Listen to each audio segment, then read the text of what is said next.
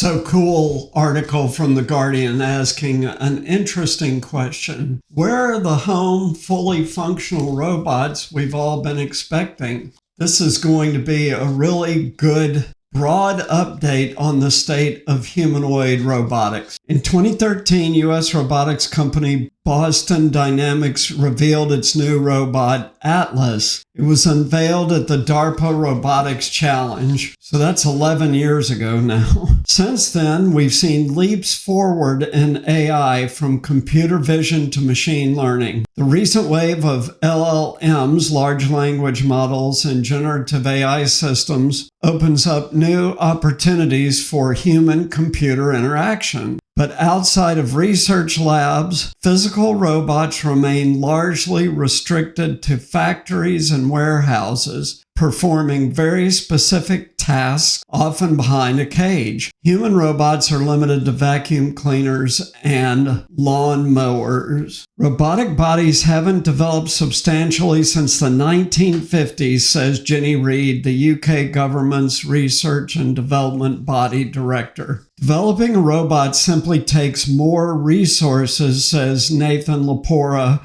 a professor of robotics and AI at Bristol University in the UK. It's a lot slower and it's a lot harder, he says. That's fundamentally the reason why robotics is lagging behind AI. Research labs and companies are hoping to bridge this gap. There's a slate of new humanoid robots in development, which I've mentioned on several videos, and some starting to hit the market. Boston Dynamics recently retired its original hydraulic Atlas model in April and revealed a new electric version it intends to commercialize in the next few years and will start testing at Hyundai factories next year. Again, I talked about that in a different video. Oregon-based Agility Robotics, which I've also mentioned, claims its Digit robot is the first humanoid robot to actually get paid for a job moving boxes in a logistics facility. And then, as my viewers know, there's a video online of a Walmart warehouse with a humanoid robot stacking boxes. Elon Musk insists that Tesla's humanoid robot, known as Optimus or the Tesla bot, will start working in its car factories next year, 2025. But there's still a long way to go before we see robots operating outside of tightly controlled environments. Advances in AI can only take us so far with the current hardware, says Reid, and for many tasks, a robot's physical capabilities are critical. Many of the use cases for robots really depend on being able to handle things precisely and skillfully without damaging the object. Humans are really good at this, of course, and we also have excellent tactile sensing,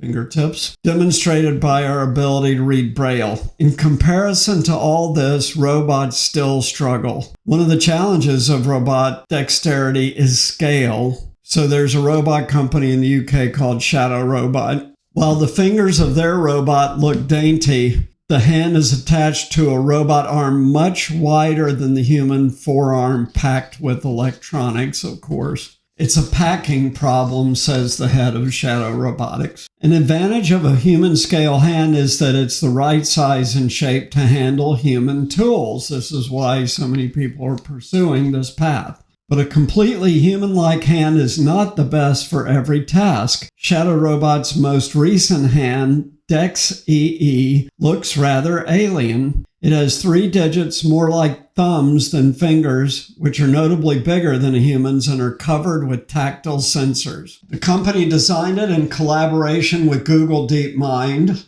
which wanted a robot hand that could learn how to pick things up by repeatedly trying to do so, a trial and error approach known as reinforcement learning that we've talked about quite a few times on this channel. Murillo Martins, a DeepMind research engineer, says that when he ran experiments with the original dexterous hand, every half an hour it would break a tendon, and the tendons controlled the hand. So DEX-EE, the new hand, prioritizes robustness. Its bigger size accommodates larger pulleys which put less stress on the wired tendons, meaning it can reliably operate for at least 300 hours. Even so, says Mario Bozza, a DeepMind research scientist, Time with the robot is precious. 300 hours isn't that long in reality. Last week, DeepMind published research outlining a new training method it calls Demo Start. This takes the same trial and error approach as reinforcement learning, but starts by using a simulated robot hand instead of a real one. They train the simulated hand to complete tasks, and then the researchers transfer the learned behavior to the DEX-EE hand.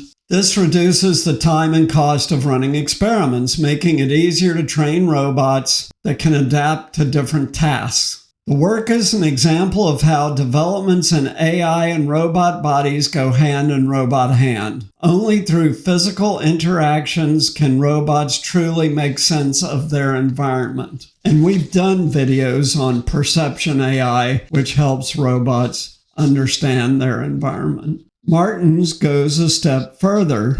That's the guy at DeepMind. He believes robotics is critical to achieving AGI, artificial general intelligence. He reasons that an AI can only really understand our world if it has physical form. To me, AGI doesn't exist without an embodiment, and I previously did a specific video on that, but this is a state of the industry at this point.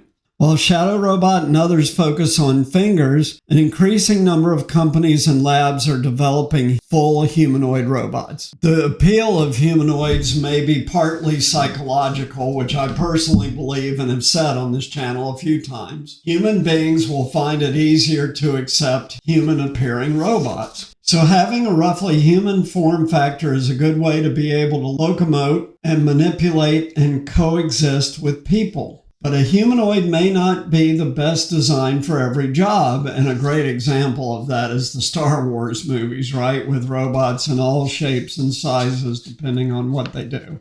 Just because a humanoid robot takes a similar form as a human doesn't mean it needs to move that way or be constrained by the limitations of our joints, says a Boston Dynamics spokesperson. Flashy videos and sleek designs may give people an unrealistic sense of how capable or reliable these robots are. Today, now is what they're talking about, meaning they're not as far along as the videos seem to suggest. A major challenge in bringing robots out of labs and industrial environments and into homes or public spaces is safety. In June, the Institute of Electrical and Electronics Engineers, IEEE, launched a study group to explore standards specifically for humanoid robots. So this would be an effort to create uniform standards that all humanoid robots have to meet, which does make sense considering how ubiquitous these things are going to be. For example, if I put a robot out in the public park, how is it going to interact with kids? How is it going to interact with folks that do not understand what's going on, meaning they're blown away by the robot and don't understand what it's there for or what it's doing? One researcher envisages robots in the retail sector as a next step, stocking shelves or working in back rooms. And I've mentioned on several videos that this is coming soon, grocery stores. And there's this cute little robot I saw all the way back in 2019 that has started appearing in stores to make suggestions of what you should buy. Prather believes, it's a different guy, believes we'll soon see robots waiting tables. I've mentioned that. Starbucks. For many applications, however, it may not make financial sense to use a robot. Why? Because these things are going to be very expensive to start. But once they hit true mass production and generally work well in all environments, they will get much cheaper like all other technology. Most of the roboticists I spoke with said a multi-purpose home robot, the kind that can do your dishes, wash your laundry, and walk your dog, is still a way off. The era of a useful humanoid robot is here, but the path to a truly general-purpose humanoid robot will be long and hard and is still many years away, says Boston Dynamics. So what does all this mean? Well, there's clearly a lot of companies and researchers working on these issues, but I did a short very recently that also talked about the challenge of making a robot body work well in a non-secured space. So this is something that's going to continue to be worked on, but there's so many resources being poured into this problem now that this issue will be solved in the medium term. And medium term in business is generally defined as 5 to 8 years. So I have predicted that it'll be closer to 2030 before we really start to see humanoid robots running around all over the place. But that's probably not too far off, 2030 to 2035. And then by 2040, they'll be everywhere. So what do you think? Leave your comments below and tell me what you think. Also, please like, subscribe, and share these videos. That's very important for the algorithm. And finally, please support us on Patreon. Your financial support, which we're starting to get through Patreon, really helps the channel grow and expand and continue to bring stuff to you from the cutting edge of AI and the other exponential technologies like robotics surrounding AI. So thanks so much for tuning in. We'll see you next time. Take care.